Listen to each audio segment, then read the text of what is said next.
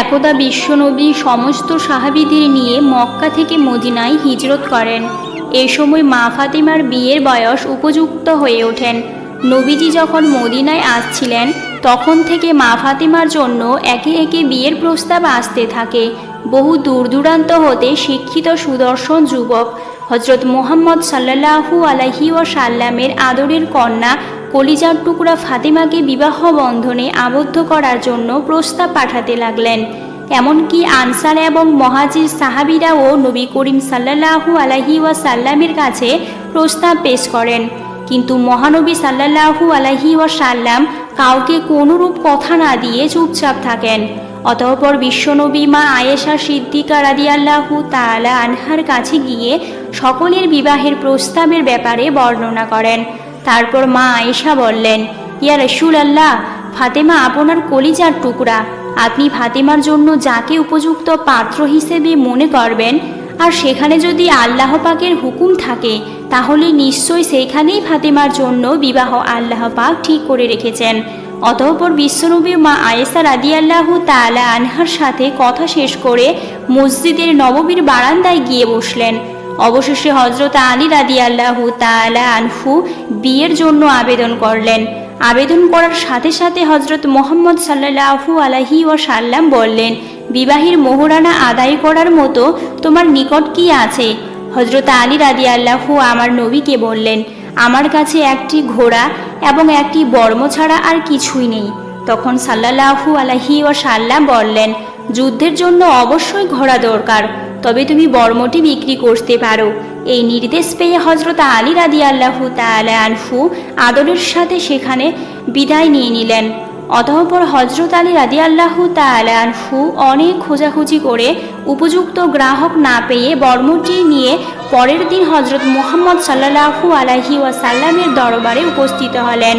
ওই মুহূর্তে রাসূল সাল্লাল্লাহু আলাইহি ওয়াসাল্লামের দরবারে হজরত আবু বকর সিদ্দিক রাদিয়াল্লাহু তাআলা আনহু, হজরত ওমর রাদিয়াল্লাহু তাআলা আনহু এবং হজরত ওসমান রাদিয়াল্লাহু তাআলা আনহু সহ আরও অনেক সাহাবী উপস্থিত ছিলেন। তখন নিজেই উপস্থিত সাহাবীদের লক্ষ্য করে বললেন, তোমাদের মধ্যে এমন কি কেউ আছো যে এই উপযুক্ত মূল্য দিয়ে এই বর্মটিকে হজরত আলী রাদিয়াল্লাহু তাআলা আনহুর নিকট থেকে ক্রয় করবে? রাসূল সাল্লাল্লাহু আলাইহি ওয়াসাল্লামের কথা শোনা মাত্রই কাল বিলম্ব না করে হজরত ওসমান রাদিয়াল্লাহু তাআলা আনহু বললেন, আল্লাহর রাসূল, আমি 400 দিরহাম মূল্য দিয়ে বর্মটি ক্রয় করতে প্রত্যাশী। হজরত ওসমান রাদিয়াল্লাহু তাআলা আনহুর কথা অনুযায়ী নবীজি বর্মটি হঠাৎ ওসমান রাদিয়াল্লাহু তাআলা আনহুর হাতে দিয়ে দিলেন। হঠাৎ ওসমান রাদিয়াল্লাহু তাআলা আনহু মনের খুশিতে নগদ 400 দিরহাম বর্মটি নিয়ে কিনে নিলেন এবং এই অর্থ রাসূল সাল্লাল্লাহু আলাইহি ওয়াসাল্লামকে দিয়ে দিলেন। অতঃপর রাসূল সাল্লাল্লাহু আলাইহি ওয়াসাল্লাম টাকা নিয়ে হযরত আলী রাদিয়াল্লাহু তাআলা আনহুর হাতে দিলেন। অতঃপর বিশ্বনবী সমস্ত সাহাবীদের উদ্দেশ্যে করে বললেন, হে সাহাবীরা, আগামীকাল আমার কলিজার টুকরা মেয়ে ফাতেমার সাথে হযরত আলী রাদিয়াল্লাহু তাআলা আনহুর সাথে বিবাহ দিয়ে দিচ্ছি, তোমরা সবাই সেখানে উপস্থিত থাকবে। তারপর বিশ্বনবী হযরত আলীকে আগামীকাল মসজিদে নববীর মধ্যে উপস্থিত থাকতে বললেন। অতঃপর রাসূল সাল্লাল্লাহু আলাইহি ওয়াসাল্লামের নির্দেশে হযরত আলী রাদিয়াল্লাহু তাআলা আনহু মসজিদে উপস্থিত হলেন। রাসূল সাল্লাল্লাহু আলাইহি ওয়াসাল্লাম নিজেই বিবাহের খুতবা পাঠ করলেন। খুতবা শেষ করে নবীজি উপস্থিত সাহাবীদেরকে লক্ষ্য করে বললেন, তোমরা সকলেই জেনে রাখো এবং সাক্ষী থাকো, আমি 400 দিরহাম মোহরের বিনিময়ে আলী ইবনে আবু তালিবের সাথে আমার কন্যা ফাতেমাকে বিবাহ দিচ্ছি। এরপর হযরত মুহাম্মদ সাল্লাল্লাহু আলাইহি ওয়াসাল্লাম হযরত আলী রাদিয়াল্লাহু তাআলাকে সম্বোধন করে বললেন, আমি আমার কন্যা ফাতিমা জোহরাকে 400 দিরহাম মোহরের বিনিময়ে তোমার সঙ্গে বিবাহ দিলাম, তোমার এতে সম্মতি আছে কি? তখন হযরত আলী রাদিয়াল্লাহু তাআলা আনহু বললেন, আলহামদুলিল্লাহ, কবুল।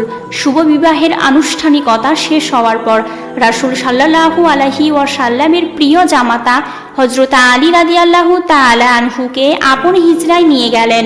যেহেতু আলী রাদিয়াল্লাহু তাআলা আনহুর নিজস্ব কোনো বাড়ি ছিল না, তাই ফাতিমা রাদিয়াল্লাহু তাআলা আনহা তার বাবার বাড়িতে থেকে যান।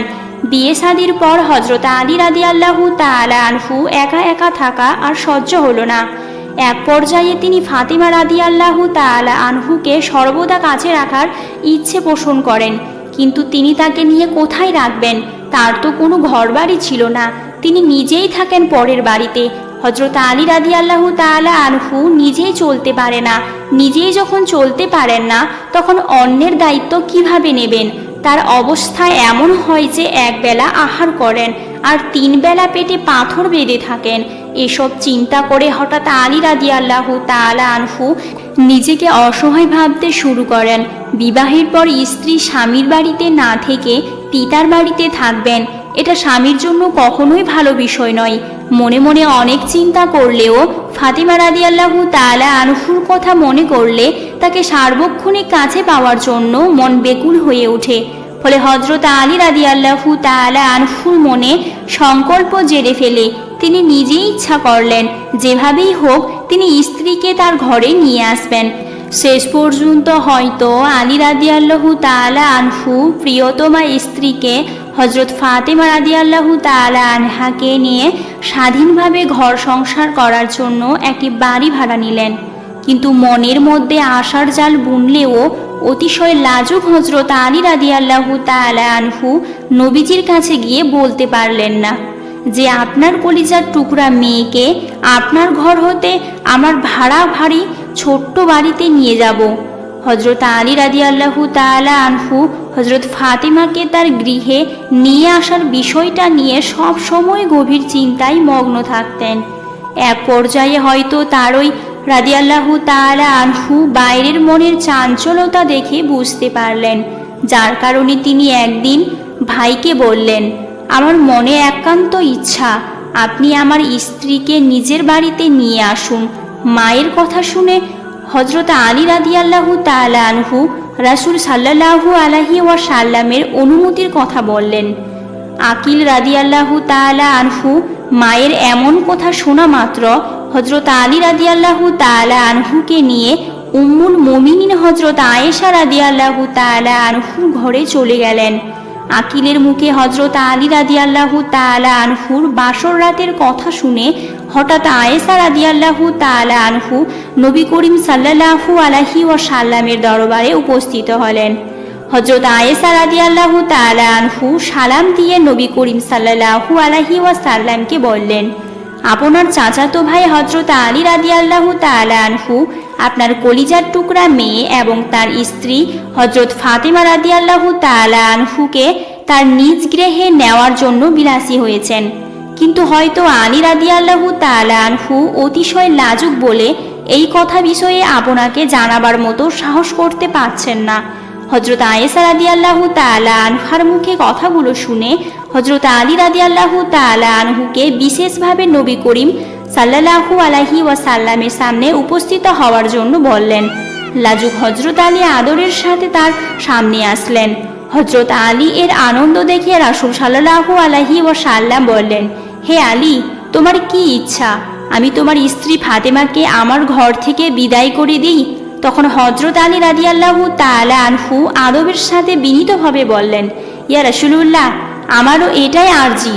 হয়তো আলী রাদিয়াল্লাহু তাআলা আনহুর মুখে কথা শুনে রাসূল সাল্লাল্লাহু আলাইহি ওয়াসাল্লাম কিছু দিরহাম তার হাতে দিয়ে বললেন, বাজার থেকে আটা, পনির, ঘি ইত্যাদি কিনে আনো।